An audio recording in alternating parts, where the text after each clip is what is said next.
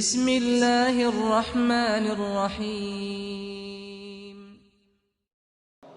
And I'm a born Muslim. My problem is that I practiced Islam when I was... Brother, first we'd request questions from the non-Muslims. Once all the questions from non-Muslims are over, inshallah we'll give you a chance. Yeah, but I'm telling you my problem only. Okay. But you said you're Ahmed and you're a born Muslim. I am born Muslim. But now are you a Muslim or not? I'm agnostic. Oh, so now you have left the religion of Islam. Yeah, I'm confused. Okay, fine. If you have left the religion of Islam, you can ask the question, brother. Okay. So my question is, how come I don't have the faith that you and the other Muslims have and some of my friends, even though I practiced Islam a lot and I even did Umrah, but I still do most of the sins that are forbidden in Islam, and I sometimes am lazy to do the prayer and the other subjects we have to do in Islam. I have read many books and about other religions and conspiracy theories and documentaries and such. I even have seen your own videos on YouTube, and there are many questions that go around my head about Allah and the Messenger and Muslims in general. And basically the most important question is, you said in one of your debates or questions that Allah is the creator and He's uncreated. But I have realized, how can the uncreated exist? And if He exists, how can we notice Him? How can we see Him or hear Him or feel Him or know of His existence if He's uncreated in our own dimension or so? That's one of the questions. Brother Ahmed said that he is a born Muslim. He comes from Iraq. He read the Quran, he read the books, but he commits many sins. He believes maybe sometimes he's agnostic and he's lazy for praying. Brother, before I answer your main question, if you do sins and if you're lazy for praying, that does not make you a non-Muslim. As long as you believe that praying is fard, sometimes you miss, it's a sin. It's a major sin that you sometimes don't pray, but that doesn't make you a non-Muslim. If you say praying is not required, then you're doing kufr. But if sometimes you do sin, sometimes minor sin, sometimes major sin, it is haram, it's forbidden, but that does not throw you outside the fold of Islam. There are sometimes waswasa of the shaitan asking you, you're a Muslim, but this is wrong in Islam, this is wrong, and it does deviate the person's mind. At that time, maybe your iman may be low, but these things should not make you consider that you're non-Muslim. Regarding a question that I mentioned in my speech, and you're right, that Almighty God is the creator, but He Himself is uncreated. You asked the question, how can the uncreated, how can we see the uncreated, and how it's possible? Allah subhanahu wa ta'ala is Khaliq, is the creator. And by definition, He's uncreated. Because normally people say that when they try and prove in logic that everything has a creator, who created this table, the carpenter, from where he got, from the tree, who created the tree, so it goes back to Allah. So when many of the people try to convince an atheist, they try and say that everything has a creator, and then they get trapped when the atheist asked him who created Allah. So if you hear my tapes, I never go that way. I ask the atheist that how did you come to know about the universe? How did you come to know about the functioning of the stars, of the sun? And he says, and goes back, that the creator. So it's the vice versa. So if you know how to deal with logic, you don't trip over this problem with the atheist trap, the Muslims or the believers, by saying who created Allah. By definition, Allah is uncreated.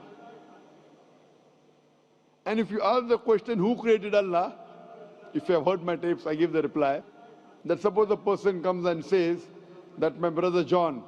Yeah, I know, I saw that, I heard that's funny, but I mean, how does he exist if he's uncreated? Not that is Allah. Yeah. That's the difference between you and Allah. How does he exist? Means he was existing. He doesn't have a beginning. You and I have a beginning, that's human being. So that's the difference between us and Allah. You can't say that Allah has to be like us. If Allah is like you and me, why should we worship Him? I see, but have you heard of the phenomenon, the Big Brother? used by various orders and political agendas to control the people and such by implementing it into multiple gods, and then later on it became a monotheistic religions all over the world to make it easier for Big the Brother, people to... sorry, I've never heard of the religion Big Brother. It's not a religion. It's like a theory, an idea, basically. What does it say? Yes? What does this idea say? What does it say? Is that when you have a big brother, it's easier for you to live life.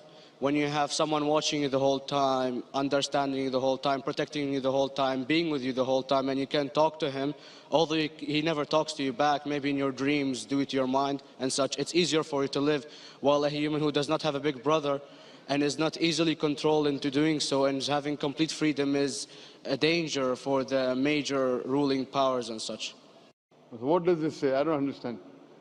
Big brother may be there, big brother may not be there. What does it have to do with Islam and God?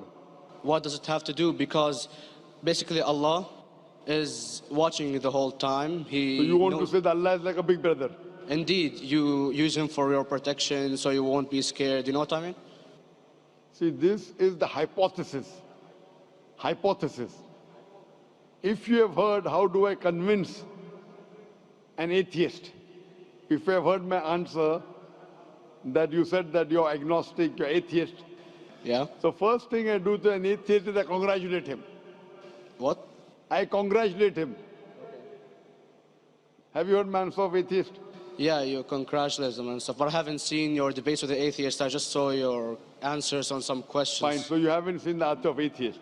No, but I've seen your debate with David William Campbell. And David William Campbell is not an atheist. Yeah. Now, when an atheist tells me he does not believe in God like your theory of Big Brother, yeah, and if you believe in that theory, I will ask you, first thing I do to the atheist, I congratulate him. You know why?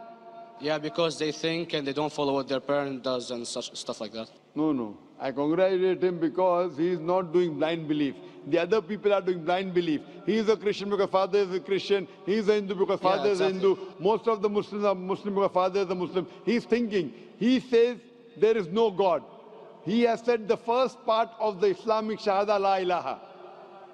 The reason I congratulate him is because he has said the first part of the Islamic Shahada, Islamic creed, La ilaha. The only thing I have to do is illallah, which I shall do inshallah. So if you have heard my answer, an atheist becomes an atheist because he believes in science, he believes in logic. Or I ask him that if an equipment is bought in front of him, which no one in the world has ever seen, and if the question is asked that who will be the first person who will be able to tell you the mechanism of this new equipment, what is the answer? Of course, he's going to tell you the producer or the maker of this equipment. Creator, producer, maker. So when we ask him questions that how did this universe come into existence, he will talk about the Big Bang. This what we're going to talk is already mentioned in the Quran 1400 years ago in Surah Anbiya chapter number 21 verse number 30. Avalam yaral lazina kafaru anna samawati wal arda kanat ratkum fataqnahuma. Do not the unbelievers see that the heavens and the earth were joined together and we clove them asunder. This what you came to know 50 years back is mentioned in the Quran 1400 years ago. Who could have mentioned that? Well, in various civilizations in like 2000 or 5000 BC before Islam came or Christianity itself, there was various civilizations that are good in astronomy and they know more about our solar system than we do now, sadly. Brother, your knowledge of science is little, not in-depth. I do agree. There are certain things which were known as hypotheses. For example,